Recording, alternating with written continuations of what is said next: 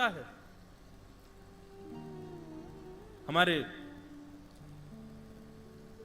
विद्वानों में एक परम विद्वान हुए श्री बिल्लु मंगल,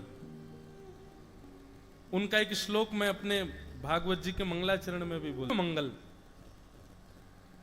बिल्लु मंगल जी जो थे, उनके पास में अवगुण तो नहीं कहेंगे बंधुओं, देखो श्रेष्ठ जन जो होते हैं ना, ये कुछ ऐसी क्रिया करें जो अवगुण जैसी दिखे तो ये समझना हमको सिखाने के लिए किए है इन्होंने।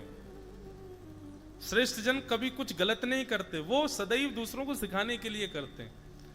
तो बिल्लु मंगल जी जो थे, उनको रूप का बड़ा आकर्षण था, उनको रूप कहीं दिख जाए उसको देखने लग जाते थे। एक बार मार्ग से जा रहे थे और एक सुंदर युवती नदी में जल भर रही थी। बिल्लु मंगल जी की एक दृष्टि उसके ऊपर पड़ी और बिल्लु मंगल जी उसके पास जाकर के बैठ गए और उसको निहारने लगे। एक वैष्णव भेष में देख करके कन्या ने प्रणाम किया,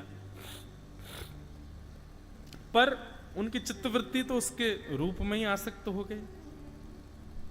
थोड़ी सी बेचारी असहज हो गई, असहज होकर के उठ के वहां से जाने लगी। बिल्लु मंगल उसके पीछे पीछे जाने लगे। उसने पीछे देखा, बोले कि ये तो पीछे ही आ रहे हैं।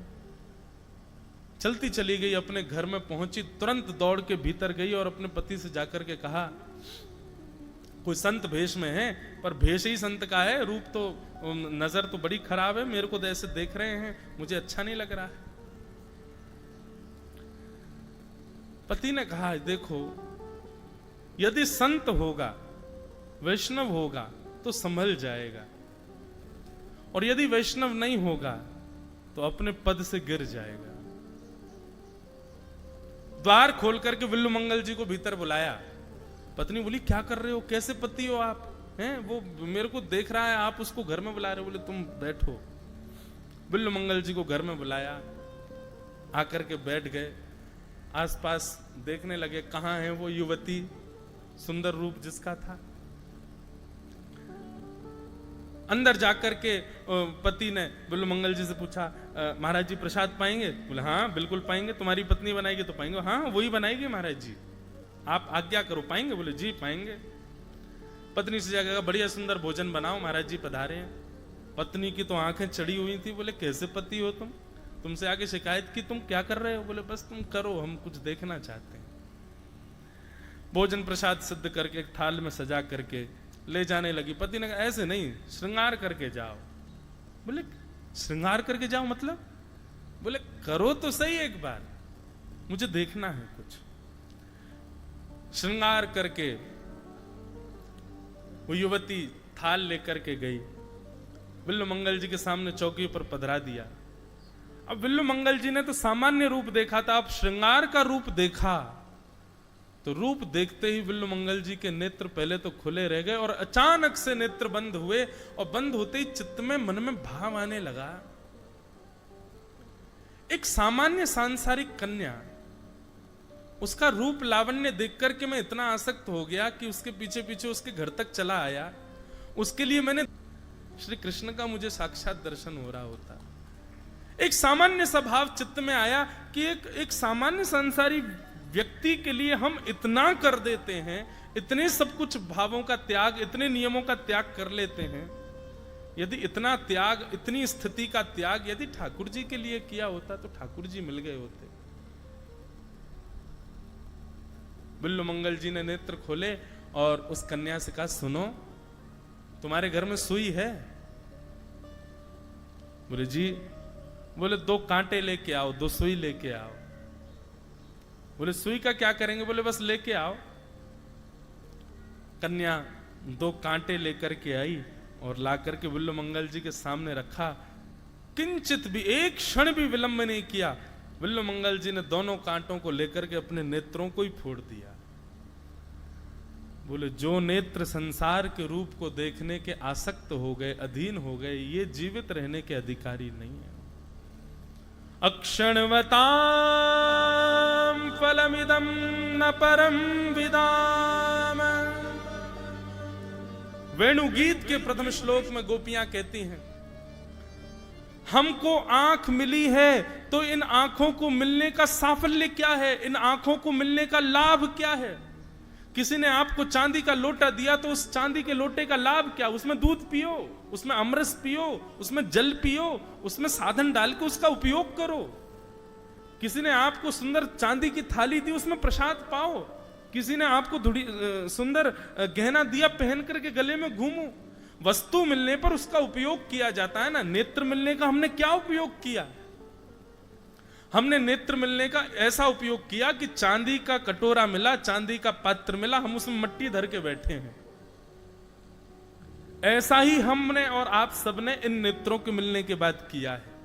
इन नेत्रों से केवल और केवल सांसारिक वस्तुओं का दर्शन किया है।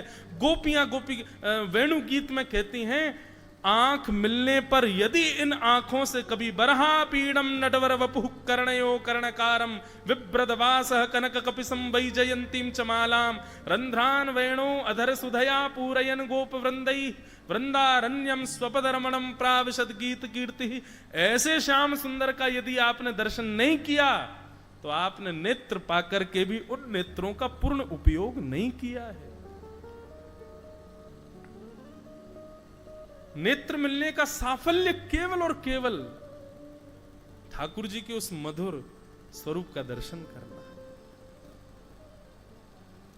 भीष्म पितामह अपनी स्तुति में कहते हैं, ललित गति विलास वल्गुहास प्रणय निरीक्षण कल्पितो रुमान कृतमनुकृतवत्य उन्मदान्ध प्रगति मगन किलयस्य गोपवत्व। पुष्पताग्रा छंद, भीष्म स्तुति। भीष्म पितामह कहते हैं, नाथ मैंने आपके सारे दर्शन किए। भगवान बोले कौन सा किया? बोले सुदर्शन चक्र में दर्शन किया है, शंख चक्र गदा पद्म चतुर्भुज रूप में दर्शन किया है, द्वारिकाधीश के रूप में दर्शन किया है, और तो और मैंने अर्जुन के सारथी के रूप में दर्शन किया है। वही चतुर्भुज नारायण का मैंने एक घोड़े के चाबुक को खींचते हुए दर्शन किया है। वही जगत नियंता जगदाधार को मैंने घोड़ों के पैरों से उड़ने वाली धूल में संलिप्त दर्शन किया है। मैंने आपके सारे रूपों का दर्शन किया है। भगवान बोले अच्छा, परंतु अब एक रूप के दर्शन की अभिलाषा है। कौन सा?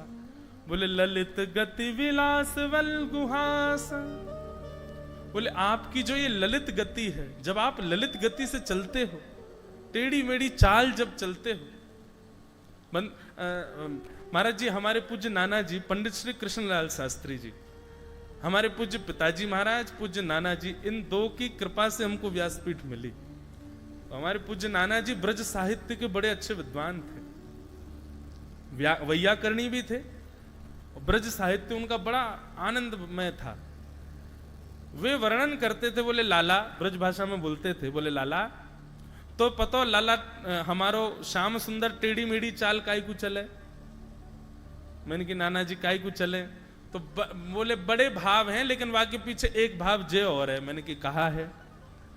बोले ठाकुर जी को अवतार, ब्रजभाषा समझ में आ रही है?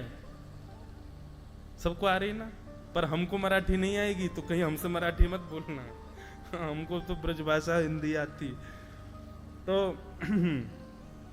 हमारे नाना जी बताते, बोले लाला टेढ़ी मेढ़ी चाल काई को चले हमारो कन्हैया। बोले ठाकुर जी का अवतार अनेक कारणों से होता है, पर उसमें एक कारण यह होता है कि लाला ठाकुर जी के दो पत्नी हैं, श्रीदेवी और भूदेवी। श्रीदेवी यानी लक्ष्मी, भूदेवी यानी पृथ्वी। ठाकुर जी पृथ्वी को सुख देने के लिए, पृथ्वी को मिलन करने के लिए ठाकुर जी अवतार धारण करते हैं। अब बोले श्याम सुंदर जब चलते हैं तब उनके आगे पीछे गैया चलती हैं, और गैया जब चलती हैं तो ऐसे, ये आजकल जैसे रोड तो थे नहीं तब जब ठाकुर जी चलते, ठाकुर जी तो धूल में चलते थे। तो जब आगे पीछे गैया चलती थी तो गैयाओं के खुरों से पृथ्वी में गड्ढे हो जाते थे, और उन गड्ढान को जब ठाकुर जी देखते तो ठाकुर जी के चित्त में एक प्रेम उमड़ आता अपनी दूसरी पत्नी भूदेवी के प्रति, कि अरे देखो ये गैयान के खुरन सो पृथ्वी में गड्ढे है गए, याकू पीड़ा है रही होगी। तो ठाकुर जी ने भूदेवी से पूछी कि अरे भूदेवी तेरी पीड़ा कैसे दूर होवेगी? तब भूदेवी ने कही कि ठाकुर जी पीड़ा तो कहां तक कहें, ये सब संसार के लोग मुंह पे चले, पीड़ा तो मुंह को हेती रहे, अब तो मैं आदि है गई हूं। ठाकुर जी बोले नहीं नहीं, हमारो जन्म भयो, हम तेरी पीड़ा को निवारण करेंगे, तू बता तेरी पीड़ा कैसे दूर होगी। तब भूदेवी कहती है ठाकुर जी यदि आपके निरावृत चरणों का स्पर्श मेरे किसी भी इस प्रकार के सूक्ष्म भाव को प्राप्त होगा तो मेरी पीड़ा दूर हो जाएगी। इसीलिए वृंदावन में ठाकुर जी ने पादुका नहीं, पदत्राण धारण नहीं किए अपने चरणों में।